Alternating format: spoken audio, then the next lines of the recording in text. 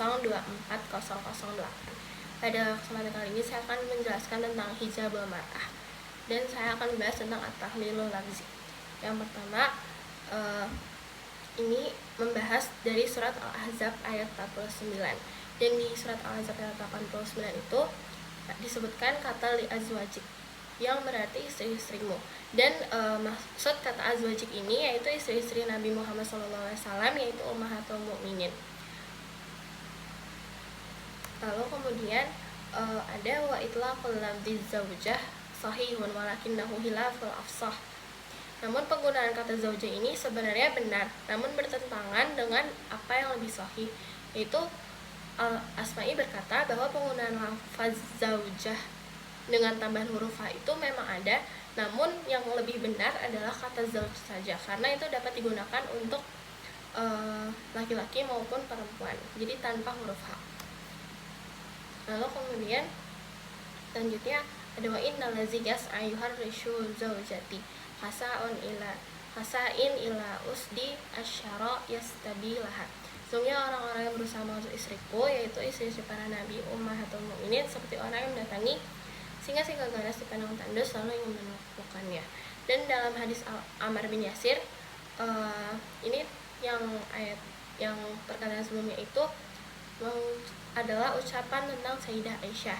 Itu demi Allah, sungguh aku tahu bahwa dia Aisyah adalah istri Nabi kalian di dunia dan akhirat. Namun Allah menguji kalian melalui dia agar dia mengetahui apakah kalian mentaati Allah dan Rasulnya atau mentaati dia. Lalu selanjutnya ini menjelaskan tentang kata yudnina. Yudnina itu artinya menjulurkan atau mengulurkan, dan asal katanya itu ya ibna, yang berarti mendekatkan.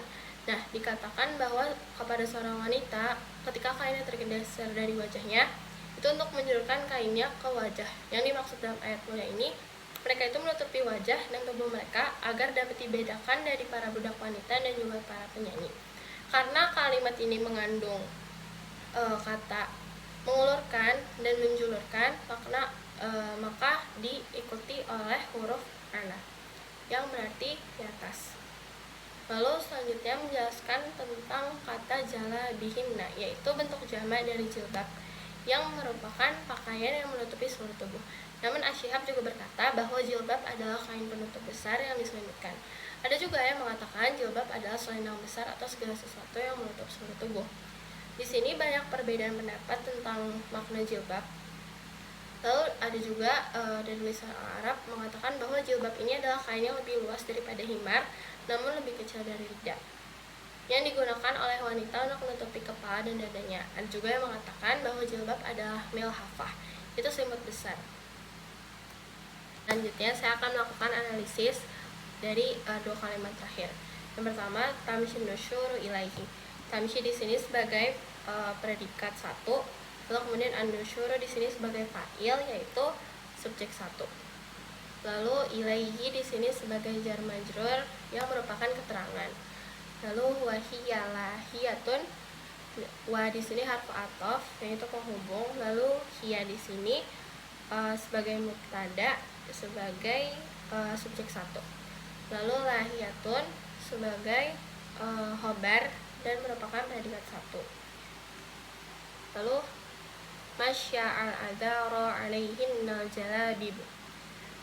Di sini masya sebagai predikat 1 yang merupakan masdar dari fi'il. Lalu al-adara di sini sebagai subjek 1.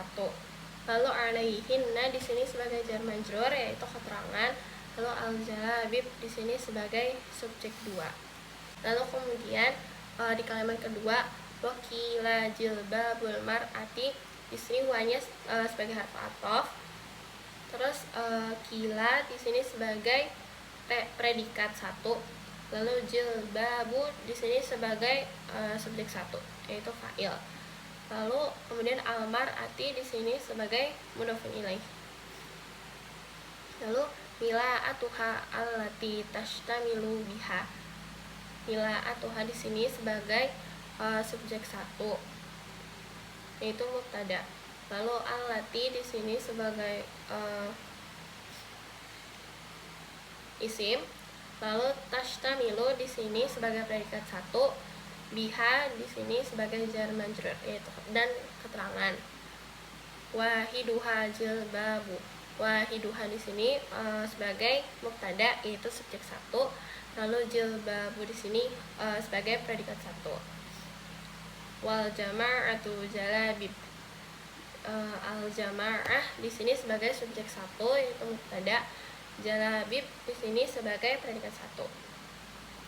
Lalu wa ansyadu yang terakhir, wa di sini sebagai harf ataf, lalu ansyadu sebagai predikat satu, humnya dunya itu dari ada karena kemasukan dhamir hum, yaitu di sini sebagai subjek satu. Perkenalkan, saya Sarah Rafila Kusuma dengan NPM 180910240010 dengan absen 9. Pada kesempatan ini, saya akan melanjutkan pembahasan mengenai hijabul mata dengan melakukan analisis tafsir surah Al-Ahzab ayat 59 dari beberapa aspek berikut. Yang pertama, ada makna ijmali atau makna umum ayat. Yang kedua, ada sababun nuzul atau latar belakang turunnya ayat. Lalu wujuhul i'rab atau analisis kedudukan ayat. Dan yang terakhir, atau ifat tafsir atau hikmah halus dalam ayat.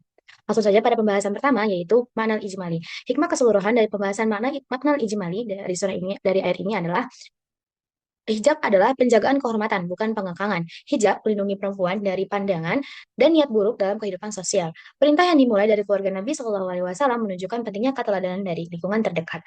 Kewajiban hijab berlaku bagi seluruh perempuan beriman. Hijab membuat perempuan lebih dihormati dan tidak mudah diganggu, serta hijab menjaga kesucian dan membantu membangun masyarakat bermoral dan terhindar dari fitnah. Selanjutnya, ada sababun nuzul. Hikmah keseluruhan dari pembahasan sababun nuzul adalah yang pertama, hijab adalah bentuk perlindungan dan penghormatan bagi perempuan, bukan pembatasan. Pada masa turunnya ayat, hijab menjadi solusi gangguan laki-laki fasik dan pembeda perempuan merdeka agar lebih terlindungi. Pakaian menutup aurat menunjukkan kehormatan dan kesucian seorang muslimah. Hijab menjadi identitas keimanan dan mencegah fitnah sejak awal. Hijab menegaskan kesetaraan moral karena laki-laki dan perempuan sama-sama menjaga pandangan dan kehormatan. Dan secara keseluruhan, hijab menjaga keamanan, kemuliaan, dan kebersihan moral masyarakat. Selanjutnya ada wujuhul i'rab. Hikmah keseluruhan pembahasan wujuhul i'rab adalah seruan kata ya ayyuha menunjukkan penghormatan Allah kepada Nabi Shallallahu Alaihi Wasallam.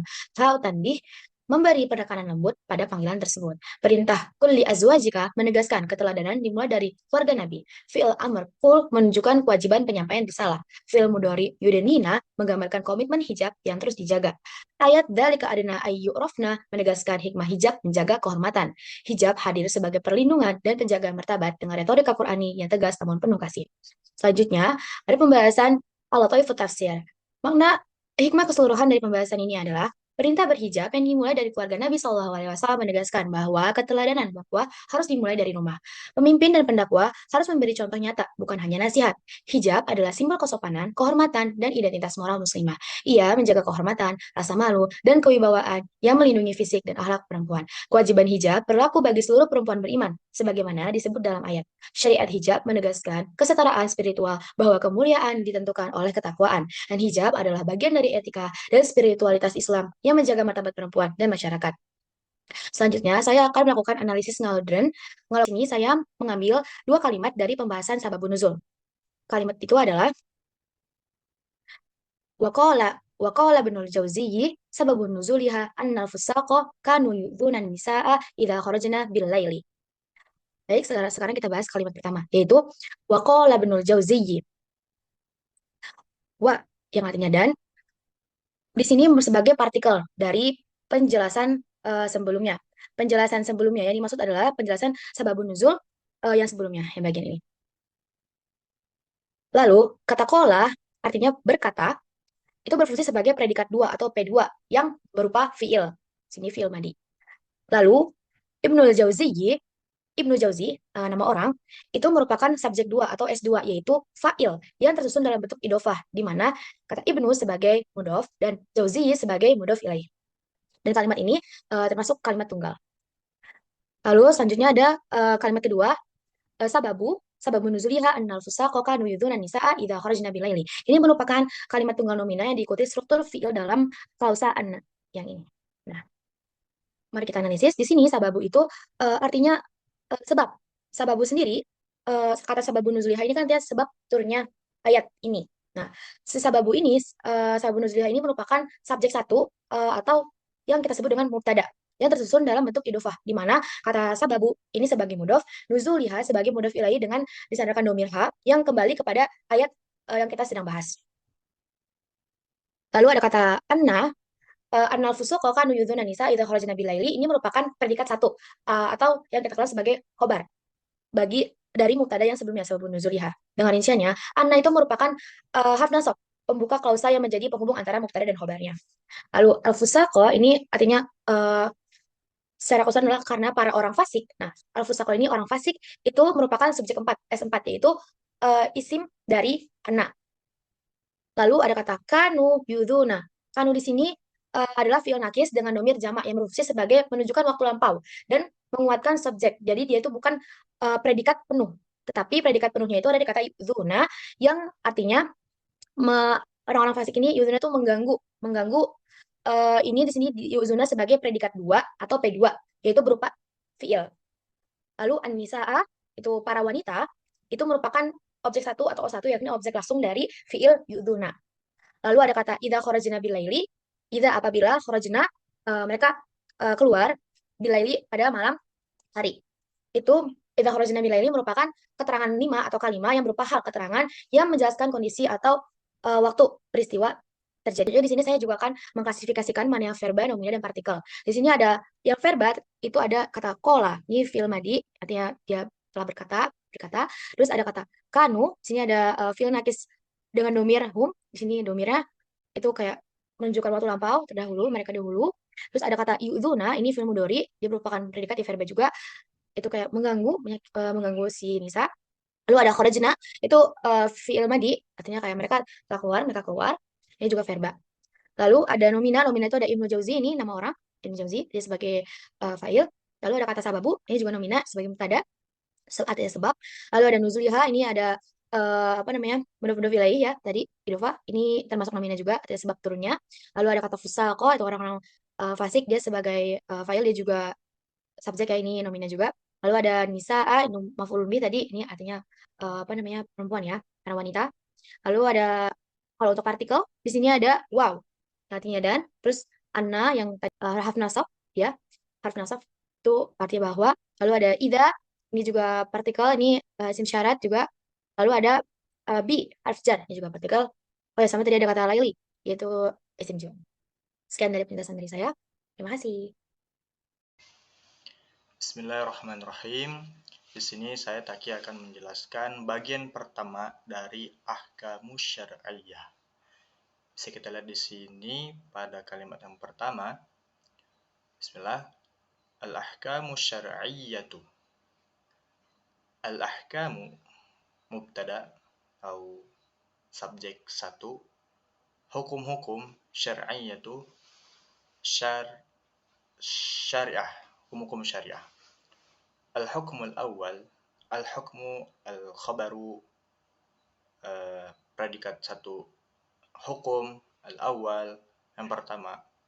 Hal yajibul hijabu ala jami'in nisa, apakah wajib hijab atas seluruh kaum perempuan? Kita lanjutkan ke kalimat kedua. Yadullu zahirul ayah, yadullu fi'il zahiru fa'il, al-ayah maf'ul, dijelaskan pada ayat al-karimah yang mulia, ala annal hijab, bahwa sesungguhnya hijab mafrudun, diwajibkan, ala jami'il mu'minat, kepada seluruh perempuan-perempuan yang beriman. Wahunna al-mukallafatu syar'an, yang dibebani secara syariat.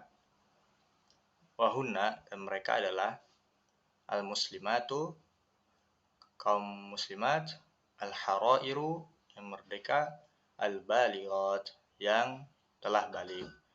Di qauli ta'ala, sebagaimana difirmankan dalam firman Allah Subhanahu wa taala, ya ayuhan nabiyyu qul li azwajika wa banatika wa nisa'il mu'minin. Katakanlah, wahai para nabi, wahai nabi, katakanlah kepada istrimu, anak-anakmu, dan perempuan-perempuan yang beriman. Lanjut ke pembahasan. Di sini dijelaskan hijab tidak diwajibkan kepada wanita-wanita kafir. Karena berhijab adalah suatu ibadah kepada Allah, maka wanita kafir yang tidak beriman tidak diwajibkan untuk berhijab karena mereka tidak beribadah kepada Allah. Nah, kita lanjutkan ke slide selanjutnya.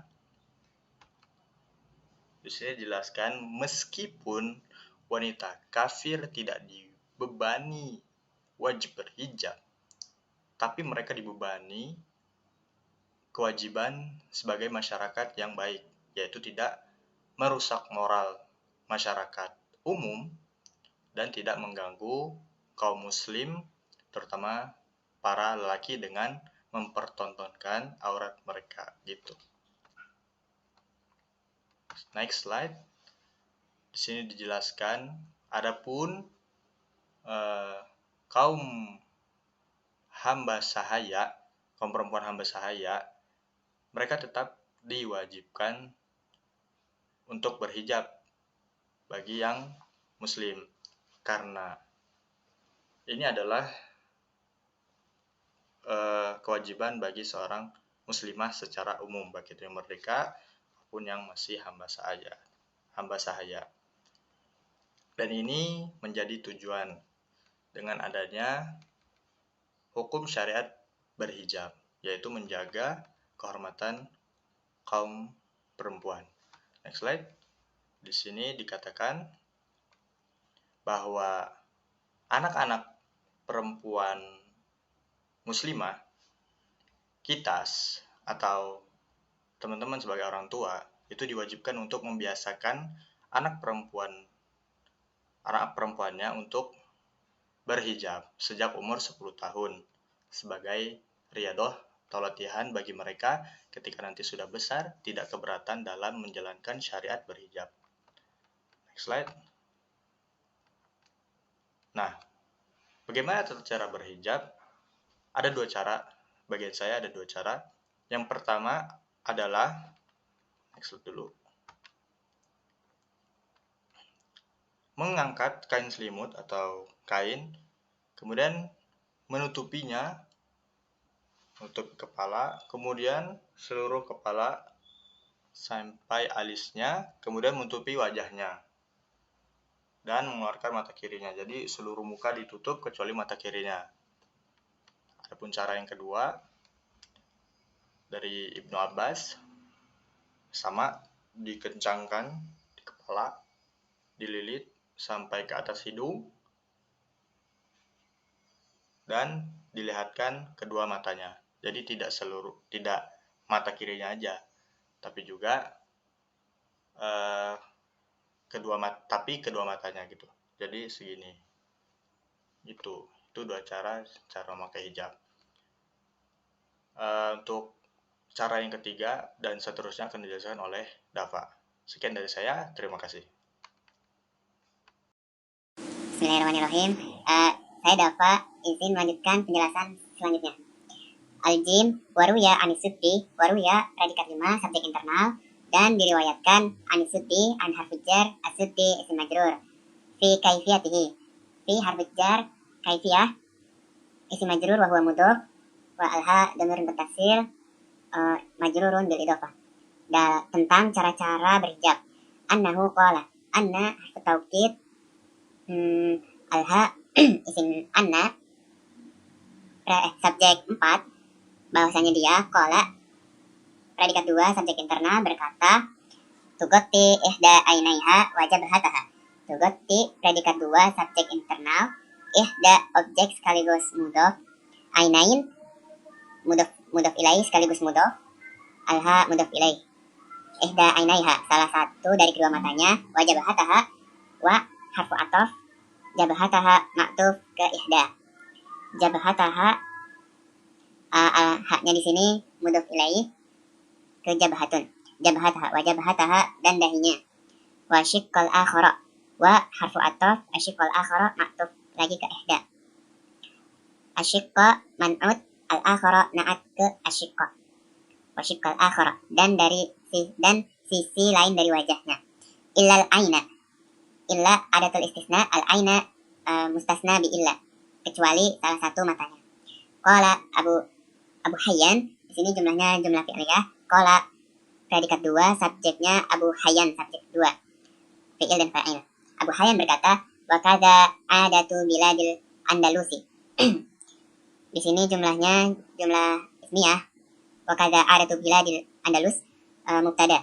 Wa kadza kaf tasbih dan dalnya lil isyarah. Jadi demikian pula adatu biladil Andalus. Adatu biladi al Andalusi. Ini badal, mubdalnya wa kadza. Badal kul min kul. Demikian pula adat negara Andalus. Maksudnya sebagaimana pula kebiasaan di negeri Andalus. La yuzhiru minal mar'ati illa ainaha al-wahidata. Sini khobarnya, khobar jumlah fi'liyah. La yuzhiru, tidak nampak, minal mar'ati, dari seorang perempuan itu, illa, kecuali satu matanya. Ya. Jadi di sini pada poin ketiga diriwayatkan dari As-Suddi tentang cara memakai hijab, bahwa ia berkata seorang wanita itu menutupi salah satu matanya dan dahinya serta sisi wajah lainnya kecuali satu matanya. Kemudian Abu Hayyan berkata, demikian pula kebiasaan di negeri Andalus, yaitu wanita tidak menampakkan dari dirinya kecuali satu matanya. Kemudian poin keempat diriwayatkan oleh Abdur Razzaq dan sejumlah perawi lainnya dari Ummu Salamah radhiyallahu an, bahwa beliau berkata ketika turun ayat yudanina alaihinna min jalabibihinna, mereka hendaklah mengulurkan jilbab mereka ke seluruh tubuh mereka. Para wanita Ansor keluar rumah seakan-akan di atas kepala mereka terdapat burung gagak karena pakaian yang mereka pakai, yang mereka kenakan, serba warna hitam.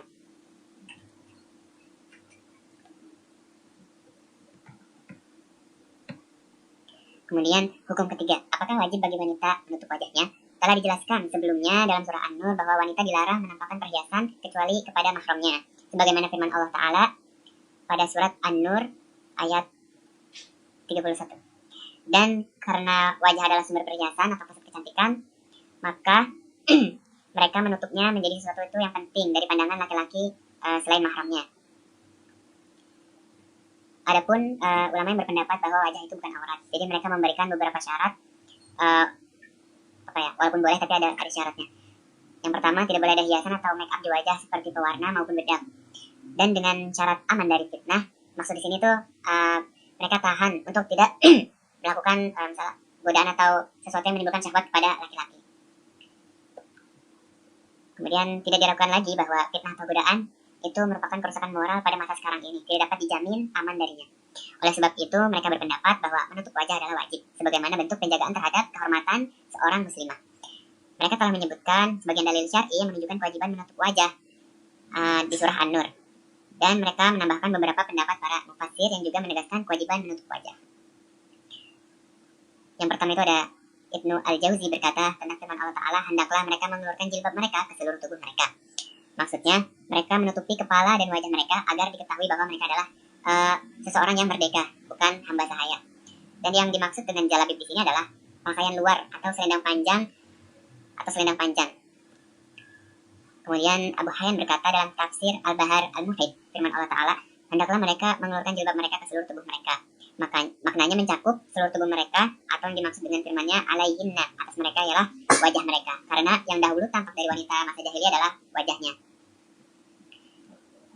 Ketiga, Abu As-Su'ud berkata jilbab adalah pakaian yang lebih lebar daripada khimar atau kerudung, namun derajatnya itu di bawah derajat rida atau selendang yang besar. Wanita melilitkannya di kepala, kemudian menyisakan sebagian untuk dijulurkan ke dadanya. Makna ayatnya adalah mereka menutupi dengan itu apabila mereka keluar untuk suatu keperluan. Jadi teman-teman, tadi ada ulama yang bilang kalau misalnya wajah itu bukanlah aurat dan boleh ditampakkan dengan syarat juga tidak tabarruj, tidak tidak menunjukkan likak-likuk tubuh, kemudian menutup aurat seperti itu ya. Kemudian ada poin yang harus ditekankan bahwasanya ada tarjih terkait cadar. Bahwasanya cadar itu diperuntukkan untuk istri-istri Nabi. Seperti itu. Sekian, terima kasih. Assalamualaikum warahmatullahi wabarakatuh. Di sini saya Alia Azhar Mutakir akan melanjutkan pembahasan tentang an-nususu waridatu fil hijab, yang artinya adalah dalil-dalil yang menjelaskan kewajiban berhijab. Kita langsung masuk saja ke ayat yang pertama. Allah Subhanahu wa taala berfirman, "Wa qurna fi buyutikunna," dan hendaklah kamu tetap di rumahmu. "Wala tabarrajna tabarrujal jahiliyatil ula," dan janganlah kamu berhias dan bertingkah laku seperti orang-orang jahiliyah yang dahulu. Quran surat Al-Ahzab ayat 33. Di sini Allah memerintahkan kepada seluruh wanita muslimah, "Wa qurna fi buyutikunna," untuk tetap berada di rumahmu. Tapi ini tuh bukan larangan mutlak keluar rumah, tetapi hanya perintah untuk menjaga adab dan batasan ketika berinteraksi. Makna dari ayat ini juga adalah seruan untuk menjaga kehormatan dan tidak tabarruj atau menampakkan kecantikan kepada non-mahram. Kita lanjut ke ayat yang kedua. Wa yaqulu jalla sya'nuhu, dan Allah yang Maha Agung berfirman, "Wa idza sa'altumuhunna mata'an fas'aluhunna," apabila kamu meminta sesuatu keperluan kepada mereka, istri-istri Nabi, maka mintalah min wara'i hijab, dari balik tabir. Dzalikum afharu liqulubikum wa qulubihinna. Yang demikian itu lebih suci bagi hatimu dan hati mereka. Quran surat Al-Ahzab ayat 53. Dari ayat ini, apabila kamu meminta sesuatu, kamu di sini juga itu merujuk kepada para sahabat laki-laki pada kala itu gitu. Maka jika kalimat faida sa'altumuhunna mata'an fas'aluhunna min wara'i hijab, apabila kamu meminta sesuatu keperluan kepada mereka, istri-istri Nabi, nah keperluan di sini itu maksudnya itu bukan pembicaraan biasa, tetapi urusan yang betul-betul penting gitu, buat disampaikan atau dikomunikasikan kepada istri-istri Nabi. Miwara'i hijab. Tabir atau hijab di sini itu bukan sekedar kain penutup tubuh, tetapi pembatas fisik dalam interaksi. Nah, hikmah dari ayat ini itu adalah interaksi lawan jenis itu harus menjaga jarak hormat gitu. Dan tujuannya pun disinggung di kalimat yang selanjutnya, yaitu dalikum al-haru liqulubikum wa qulubihinna, yang artinya itu lebih suci bagi hati kalian dan hati mereka. Kemudian Allah juga berfirman dengan menyeru kepada nabinya, "Wahai Nabi, katakanlah kepada istri-istrimu, anak-anak perempuanmu, dan wanita-wanita kaum mukmin agar mereka mengeluarkan jilbab mereka ke seluruh tubuh mereka." Yang demikian itu agar mereka lebih mudah dikenal sebagai wanita terhormat dan tidak diganggu. Dan Allah Maha Pengampun lagi Maha Penyayang. Quran surat Al-Ahzab ayat 59. Di sini Allah memerintahkan Nabi untuk menyeru kepada istri-istrinya, putri-putrinya, seluruh wanita beriman untuk mengeluarkan jalabibihinna, jilbab-jilbab mereka. Nah, jilbab-jilbab di sini itu adalah pakaian luar yang longgar untuk menutup seluruh tubuh dari mulai atas kepala sampai ke ujung rambut. Dengan tujuannya itu ada di kalimat yang selanjutnya, dzalika adna ayyu'rafna fala yu'dain, agar dikenali sebagai wanita terhormat dan tidak diganggu. Kemudian Allah juga berfirman, "Dan katakanlah kepada para wanita yang beriman agar mereka menundukkan pandangan mereka, menjaga kehormatan mereka, dan janganlah menampakkan perhiasan mereka kecuali yang biasa tampak darinya. Dan hendaklah mereka menutupkan kain kerudung ke dada mereka, dan janganlah mereka menampakkan perhiasan mereka kecuali kepada suami-suami mereka." Quran surat An-Nur ayat 31. Di sini kulil mukminat, katakan kepada wanita beriman.